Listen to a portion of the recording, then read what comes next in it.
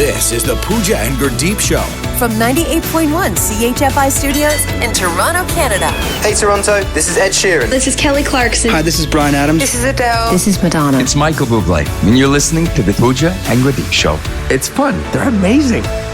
All right, I want to start rucking just as soon as the weather gets better. I want to be out more, and I'm going to add rucking as part of my new workout. What's rucking? Well, you know me, and if I want to take on a new workout... It's easy and ineffective. Yeah, no. Okay, so it's a low-impact workout. Is it Darius Rucker walking? No, that might be a little difficult to do. I think he was actually arrested recently. Anyway, Hey now. I know that you can burn a lot more calories doing this when you're rucking, okay, than regular walking. You're not putting strain on your knees or your joints that maybe running or jogging would do. Let's say that you decide you want to ruck, I don't know, around your neighborhood. You can ruck there. You can ruck in parks. You can ruck in gyms. You can tell me what it is? You can ruck everywhere, and it's so easy. Can I ruck around the clock tonight? You're like, that's the one place you can't ruck. No, you know what? You can even ruck there. Any guesses what rucking is? I gave you my guess. That was it? It's Darius Rucker walking. Okay, it's walking. Yeah? Only you're carrying weight on your back in a rucksack. Rucking. Oh, so like every kid going to school with a backpack on? Yes. They're all rucking and they don't even know it. Okay, well, yeah, this isn't new. Like ankle weights, wrist weights. No. But this is specifically in like a rucksack. And then Why does it have to be a rucksack? That feels oddly specific. Because that's what rucking is. They made a sack. They made a sack for the exercise. For a reason. So it's a backpack with like some textbooks and rocks. Yes, What, but... backpack is a rucksack, no? What's a rucksack? It's just where you if you're going to ruck, you wear a rucksack. Okay, but is a rucksack the same as a backpack? Like, does it have two straps? I mean, it probably is. I genuinely don't know. But maybe it has other compartments, right, to, account for the weight that you're going to put in there. And stuff. Yeah. No, you need like 15 to 30 pounds to ruck and to burn the calories and to really get all the benefits. So the rucksack would have like, I'm assuming, compartments to help you with that. I don't know. I haven't gone rucksacking shopping yet, but I will. Basically, like carry-on luggage on your back and just walking around, essentially. It's great because... Who comes up with this stuff? They just take things that already exist and then they give it a fancy name and like, look what I invented. No, this actually became really big last summer and now it's blowing up. Like, if I'm not going to be the only one rucking, I don't get everything from TikTok. Just most things. All right, you ruck and you report back. Okay. The Pooja and Gurdeep Podcast. From 98.1 CHFI. Do you have any toxic friends? Why are you looking at me like that? No, I was looking in the mirror. Oh, okay.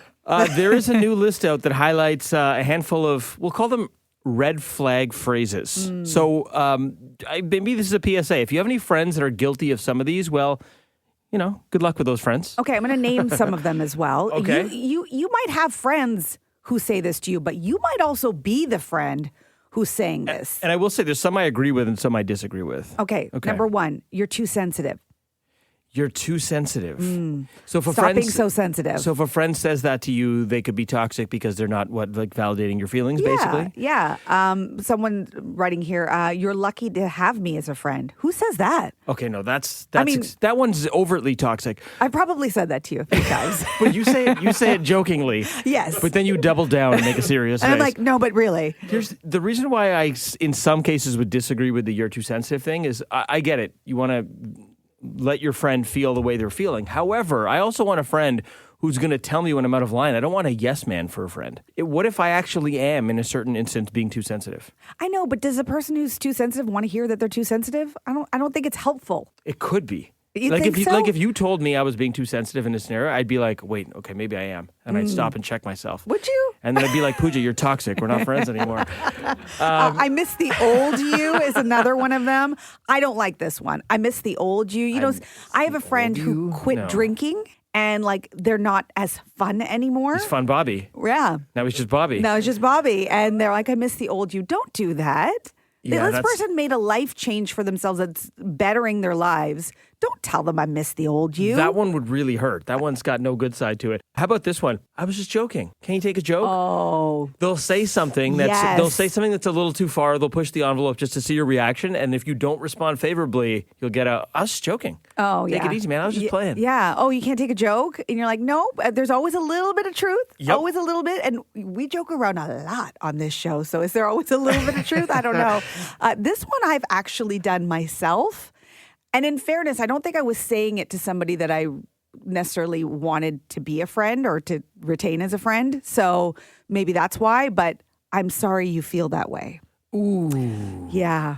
That's like one of those, like apology, not it apologies. It sounds nice, but it's not when you really dissect it. Yeah. Because that's your way of saying, I'm sorry you feel that way, as if they're the ones who have a problem. And this last not one. You. Yeah, absolutely. This last one on the list, I think we can agree. This is just a jerk thing, and I don't know why anyone would ever say it. We can finish up on this. Why would someone tell you, I wonder why they gave you that promotion? What? If anyone says that to you, cut them out of your life immediately. This is the Pooja and Gurdeep podcast.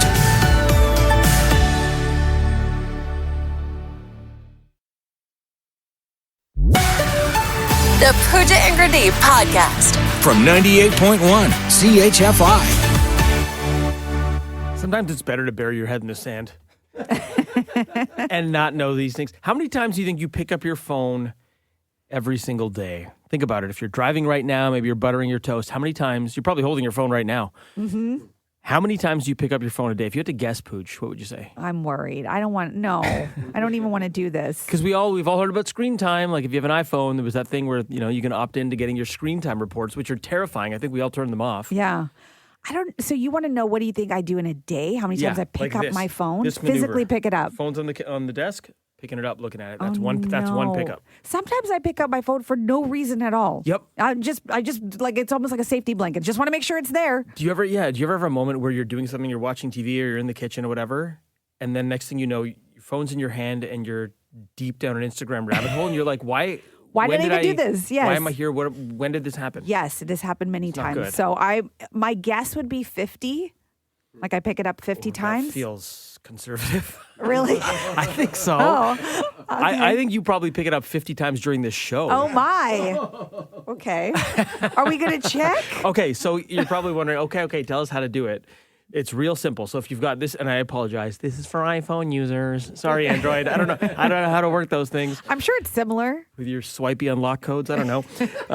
Okay, so go to settings. Tell me you don't like Androids without telling me you don't like Androids. You know what it is? I don't think I'm smart enough for Androids. I think I just need my iPhone because it's simple. So go to settings. Okay. And then scroll down a little bit. It should be near the top. Screen time. Okay. Right? It has a little hourglass emoji there. So screen time. Whoa. So there's your daily average up top. So this tells you that's your average screen time. But you go first. Okay, well, this is just the screen time. My screen time is 3 hours and 20 minutes on average. Okay, so let me just tell you that my daily average is down 23% from last week, okay? So this is me improved. Okay. 10 hours, 3 minutes. Per day? It says daily average. Okay, well, this is based on this week. So Sunday, Monday, Tuesday. The week is young, but what the heck were you doing the last 2 days? Were you living on your phone? Well, if you go to see all app and website activity click underneath on that will give you the number of pickups. So if you scroll down, you'll see a thing that says pickups. Oh. And it tells you today, yesterday, and Sunday. And then it also will have your average, your total for the week. Okay, so the week is young, as you mentioned. We're only at Tuesday, and so far my total pickups are 168. 168 total pickups? So wait, that's about 50 a day, right? Well, are you counting Tuesday as a full day? It's like very early. Tuesday's not done. Whatever. What's yours? Sorry, total pickups. Okay, so I've got, so I had 97 on Sunday, 139 yesterday. That takes me to 237 and then 20 today. So 257. Okay. I win. What do you had again? 168. Oh, yeah. You pick it up more than I pick it up. I do pick up my phone way more than you. Okay, but when you actually look at what's most used, so I told you 10 hours, 4 minutes for me down from last week. When I look at what's most used, I realize what's happening. I have a Nanit, which is how I monitor now? the babies. I think it's pronounced nanny. No, it's a Nanit. Oh. A Nanit. Okay. And it's a system, a video system to watch the kids. It's a baby monitor. Oh, so you're on Yeah. that. Really? So You're going to blame this on the kids? That shouldn't count. That shouldn't count. Is that your number one most used thing? Yes. Okay, fair. Yeah. What about that's the most out of everything. What's yours? Mine is text messages, podcasts, and Instagram. Okay. That feels accurate, does it not? Yeah. I for some reason I guess I'm on the internet next the most, and then my text messages, and then Instagram. The Pooja and Gurdeep podcast.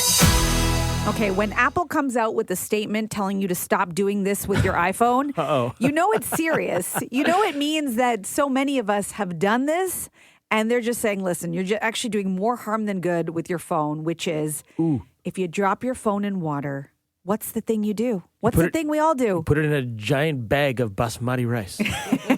Don't waste the good stuff. Yeah, whatever. Wild rice, whatever you got, you put it in a bag of rice.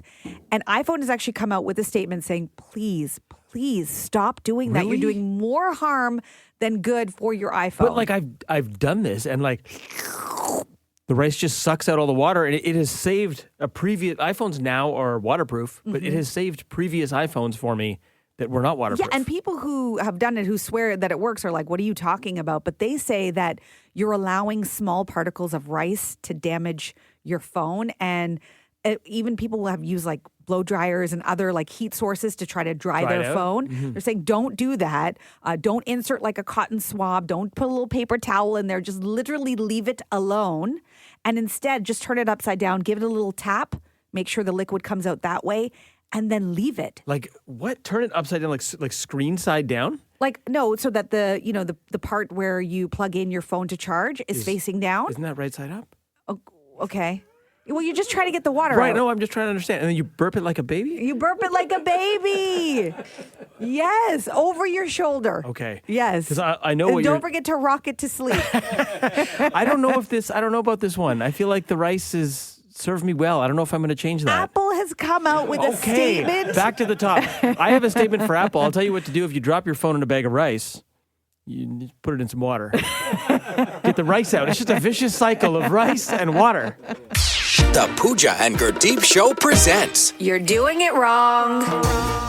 Oh, yes. No. Listen, you do this to me once a week.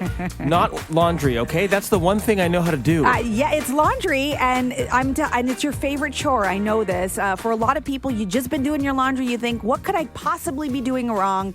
I'm not saying this. The experts are saying you're putting too much detergent in your laundry. And do you know how much you actually need?